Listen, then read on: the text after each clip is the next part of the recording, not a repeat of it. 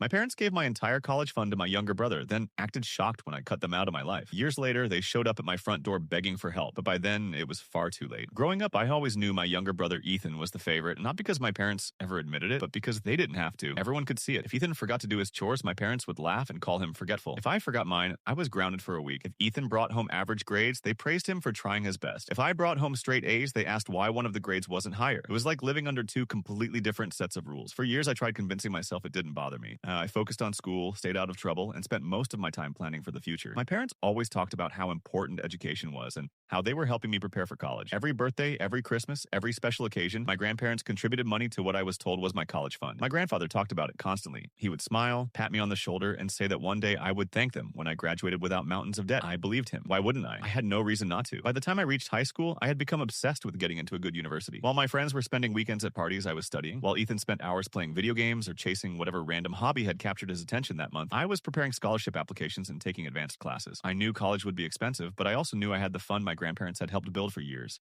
It felt like a safety net. I never imagined that safety net could disappear overnight. Looking back now, there were probably warning signs. Ethan had always been irresponsible with money. He was one of those people who constantly believed he had discovered the next big opportunity. One month, he wanted to sell customized sneakers. The next month, he was convinced he would become rich through cryptocurrency. Then he started talking about sports memorabilia, online businesses, and investment schemes he found on social media. Every idea was supposedly going to change his life. Every idea failed. Every single one. My parents always stepped in to rescue him. If he ran out of money, they helped. If he made a bad decision, they excused it. They kept telling everyone that he was ambitious and entrepreneurial. Personally, I thought he was reckless. Everything changed during my senior year. One afternoon, I received an email from the university I had dreamed about attending since I was 14 years old. I remember sitting at my desk staring at the screen, afraid to open it because I had invested so much of myself into that application. When I finally clicked on the message and saw the word congratulations, I honestly thought I was imagining it. I read the letter 3 times just to make sure it was real. I had been accepted. It felt like every late night, every sacrifice, and every stressful exam had finally paid off. I practically ran downstairs to tell my parents. I expected excitement. I expected celebration. Instead, the moment they finished reading the acceptance letter, they exchanged a strange look that immediately made me uneasy. It lasted only a second,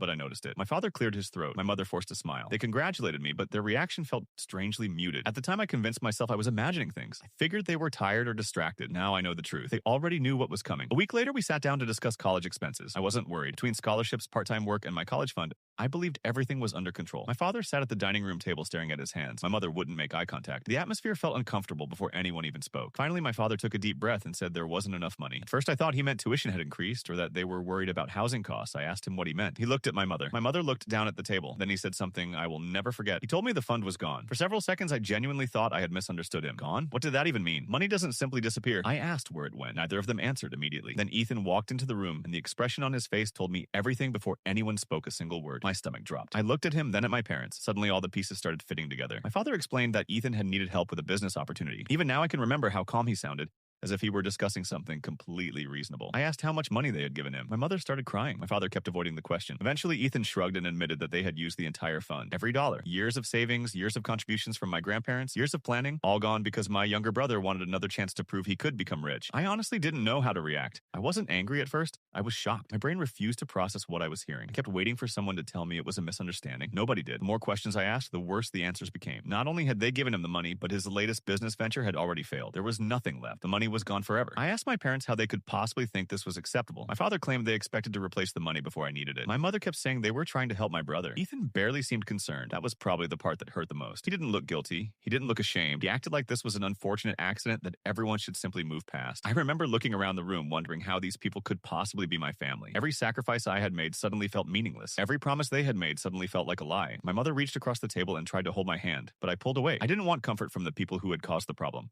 I wanted answers, and they didn't have any. Eventually, I stood up and walked out of the house before I said something I would regret. I spent hours driving around town that afternoon. The anger came later. At first, there was only disbelief. I parked near a lake and sat there staring at the water, replaying the conversation over and over in my head. The more I thought about it, the worse it became. My grandparents had spent years contributing to that fund. Did they know what happened? Had my parents told them? Somehow I doubted it. My grandfather was one of the most disciplined people I had ever known. He believed promises mattered. If he knew what my parents had done, there was no way he would have approved. As if the universe had somehow read my thoughts, my phone started ringing. It was my grandfather. I almost didn't answer because I didn't know what to say, but something told me I should pick up. The moment I heard his voice, I knew something was wrong. He wasn't calling to congratulate me on getting into college. He wasn't calling to check how I was doing. He sounded serious. He asked me one simple question. He wanted to know exactly what happened. Apparently, my mother had spoken to him earlier that day, and whatever she told him had raised enough red flags that he decided to call me directly. So I told him everything. I explained the missing fund, Ethan's failed businesses, my parents' excuses, and the fact that there was no money left. The longer I talked, the quieter he became. When I finally finished, there was a long silence on the line. Then he said something that completely caught me off guard. He told me to pack a bag. I asked him what he meant. His answer changed everything. He said I wasn't staying in that house anymore. Before I could respond,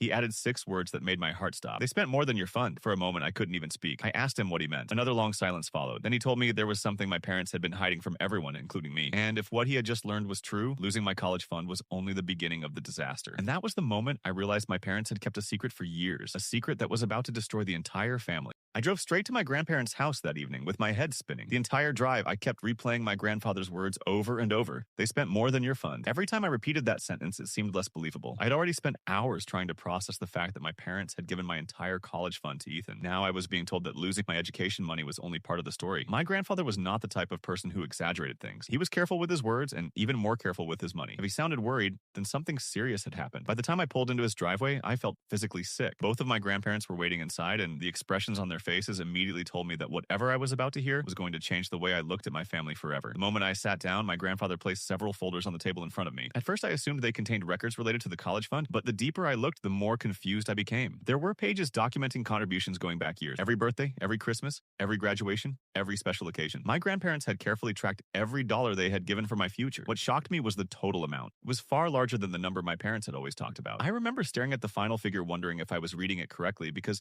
it represented far more than tuition. It represented years of planning and sacrifice. It represented opportunities I had spent my entire life working toward. Then my grandfather quietly explained something that made the situation even worse. The fund had not simply disappeared all at once. My parents had been draining it little by little for years. At first, I struggled to believe it. I kept hoping there had been some misunderstanding. Maybe there was another account. Maybe there was money somewhere else that nobody had mentioned. But the more my grandfather explained, the more obvious the truth became. Ethan's failed business ventures had been costing far more money than anyone realized. Every time one collapsed, my parents stepped in to save him. Every time he found a new idea, they convinced themselves it would finally work. One investment turned into another. One rescue turned into another. Eventually, they stopped using their own money and started taking from the fund they had promised would be there for my education. The worst part was that they never told anyone. Not me, not my grandparents, not even other relatives. They simply kept pretending everything was fine while the account slowly disappeared. What truly shocked me was learning that the college fund was only the beginning. Once that money was gone, my parents did not stop. Instead, they started borrowing. My grandfather showed me records proving that my father had taken out multiple loans over the years. Some were personal loans, others were lines of credit. One was tied directly to the house itself. I remember feeling my stomach drop as I realized the scale of the damage. My parents had not only sacrificed my future, they had placed their own future at risk too. All because they refused to let Ethan face the consequences of his decisions. Every time he failed, they protected him. Every time he made another reckless choice, they convinced themselves he just needed one more chance. Instead of helping him grow up, they had spent years enabling him. The more I learned, the angrier I became. Not because of the money itself, but because of the lies. All those years, my parents had acted like they were teaching me responsibility. They constantly lectured me about hard work and planning for the future. Meanwhile, they were secretly rewarding Ethan for doing the exact opposite. I had spent years sacrificing weekends and social events so I could focus on school. Ethan spent those same years chasing unrealistic schemes, and somehow he was the one receiving all the support. Looking back, I realized this pattern had existed our entire lives.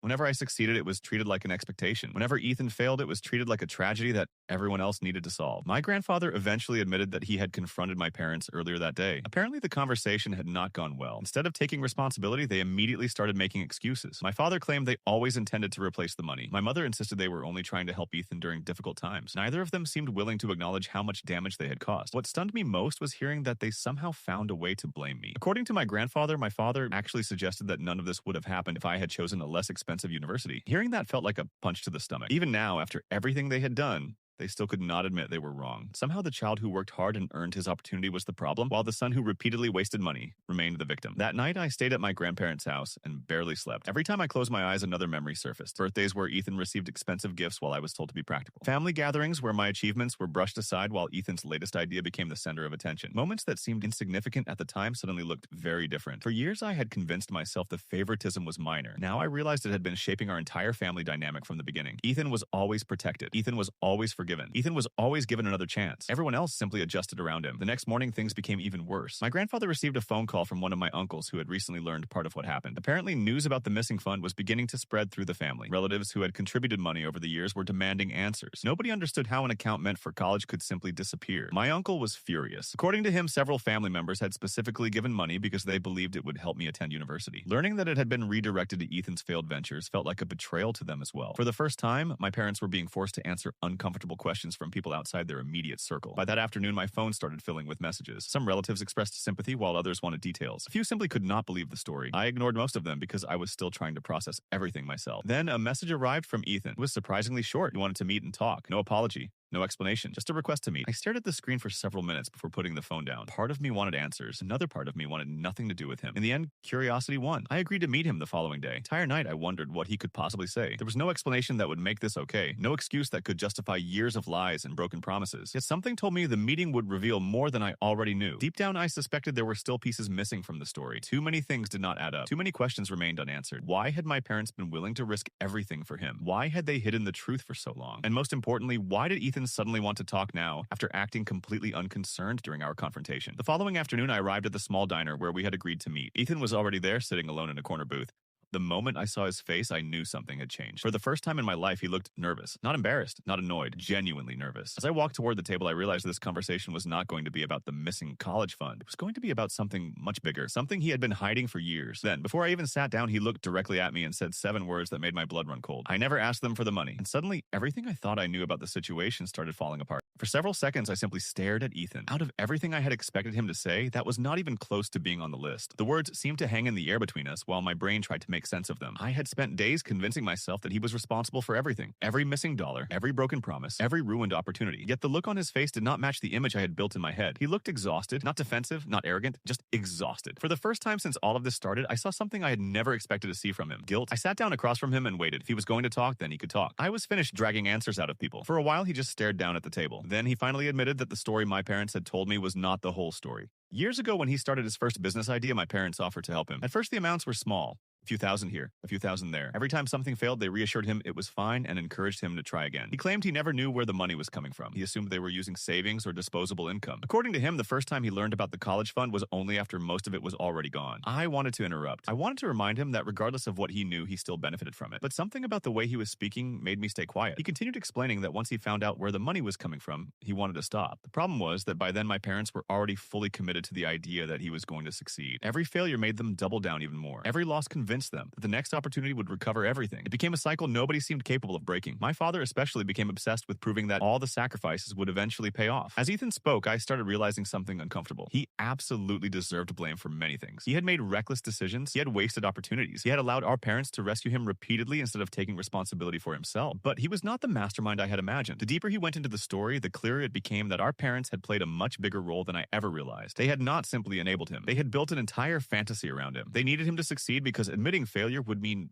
admitting they had spent years making terrible decisions. Then Ethan told me something that completely changed how I viewed the situation. About 2 years earlier, he had tried to walk away from one of his business projects. He wanted to get a normal job and start paying off some of his debt. According to him, my father had talked him out of it. My father insisted he was too close to success to quit. He told Ethan that great entrepreneurs always face setbacks before making it big. Hearing that made me feel sick. My parents had not only been protecting him from consequences, they had actively encouraged the behavior that kept creating those consequences. By the time we finished talking, I no longer felt angry in the same way. The rage had burned itself out and left something else behind. Disappointment, sadness, maybe even relief. For years, I had wondered why nothing was ever enough. Why straight A's were expected while Ethan's smallest achievements were celebrated. Why I constantly felt like I was competing in a game where the outcome had already been decided. Sitting there in that diner, I finally understood. The problem had never been me. It had never mattered how hard I worked because I was playing by rules that were never fair to begin with. Over the next few weeks, the truth spread through the family. More relatives learned about the missing money. More questions were asked. More uncomfortable conversations took place. My parents spent most of that time trying to defend themselves. At first, they claimed everything had been a misunderstanding. Then they argued that they intended to repay the fund. Later, they insisted they were only acting out of love for their son. None of those explanations worked. People were tired of excuses. The facts were simple. Money intended for my education had been spent. Promises had been broken. Trust had been destroyed. The person who took it hardest was my grandfather. I had never seen him look so disappointed. He wasn't angry in the loud, emotional way most people imagine. He was quiet,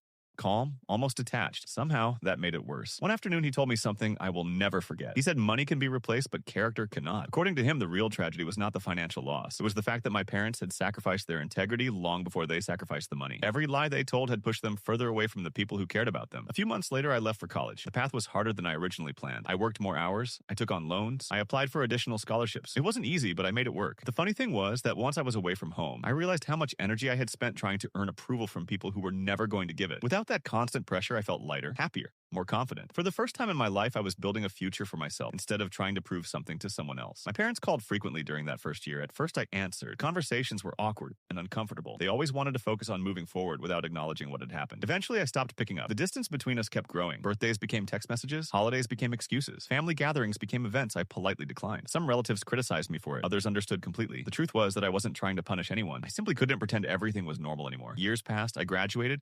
started a career, built a life that had nothing to do with the chaos I left behind. Slowly, things improved. I bought a house, made new friends, established routines that felt peaceful and stable. The anger faded, the disappointment faded, even the resentment eventually faded. What remained was acceptance. I accepted that some people never become who you hoped they would be. I accepted that being related to someone does not automatically mean they deserve unlimited access to your life. Most importantly, I accepted that protecting my peace was not selfish. Then one rainy Saturday morning, there was a knock at my front door. When I opened it, I froze. My parents were standing there. For a moment, nobody spoke. The last time I had seen them in person had been years earlier. They looked older, tired, worn down. My mother's eyes immediately filled with tears while my father struggled to maintain eye contact. The sight should have made me feel something dramatic. Anger, satisfaction, vindication. Instead, I mostly felt surprised. Eventually, my father explained why they were there. Ethan had gotten himself into trouble again. A very serious kind of trouble this time. Debt, legal issues, financial problems far worse than anything that had happened before. After years of rescuing him, they had finally run out of resources. The house was gone. Their savings were gone. Retirement was gone. Almost everything they had built had disappeared, trying to save the same person over and over again. Then my mother asked the question I already knew was coming.